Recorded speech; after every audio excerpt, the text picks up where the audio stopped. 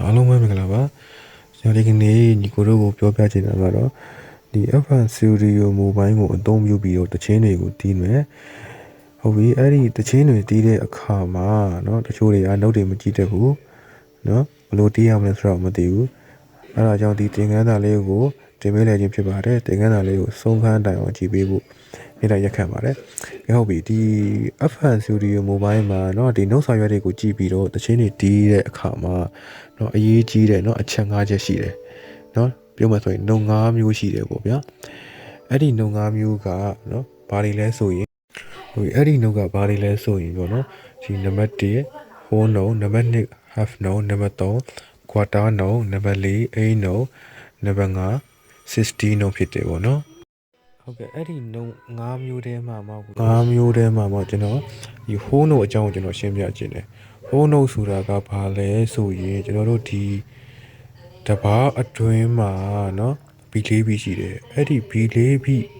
ထဲမှာမှတပီချင်းစီမှာဆိုရင်ရိုက်ချက်တစ်ချက်သာရှိတဲ့နှုတ်ကို whole note လို့ခေါ်တယ်ဟုတ်ပြီကျွန်တော်ဒီနှုတ်စာရွက်ကိုကြည့်ပြီးတော့ကျွန်တော် FL Studio Mobile မှာဒီ whole note ဘယ်လိုချရမလဲဆိုတော့ကျွန်တော်ပြပေးမယ်เนาะဟုတ်ပြီအဲ့ဒါဆိုကျွန်တော် FL Studio Mobile လေးကိုပွင့်လိုက်ပြီပါเนาะ FL Studio Mobile မှာကိုကြိုင်းတဲ့တရား instrument တစ်ခုကိုယူလိုက်ပါဟုတ်ပြီ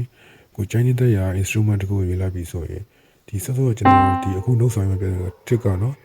တစ်ကတပီးတဘာသာကိုအကုန်လုံးတစ်ကတော့2ပေါ့နော်နှစ်ကတော့တဘာသာကိုအကုန်လုံးကိုကုန်ချတယ်3ဆိုရင်တဘာသာကိုအကုန်ချတယ်နော်4ဆိုရင်လည်းတဘာသာကိုအကုန်ချတယ်5ဆိုရင်လည်းပဲတဘာသာကိုအကုန်ချတယ်6ဆိုရင်လည်းတဘာသာကိုအကုန်ချတယ်9ဆိုရင်လည်းတဘာသာကိုအကုန်ချတယ်10ဆိုရင်လည်းတဘာသာကိုအကုန်ချတယ်တဘာမှာဆိုရင်4ပြီးရှိတယ်အဲ့ဒီ4ပြီးစီမှာဆိုရင်တို့ကဒီဘီအကုန်လုံးကိုတစ်ချက်စီချပေးတာကို whole note လို့ခေါ်တယ်เนาะအဲ့လိုဆိုရင်နားလည်လောက်ပြီးထင်ပါတယ်နားမလည်လည်းပဲကျွန်တော် comment လေးဒီမှာနားမလည်ဆိုတဲ့အကြောင်းလေးကို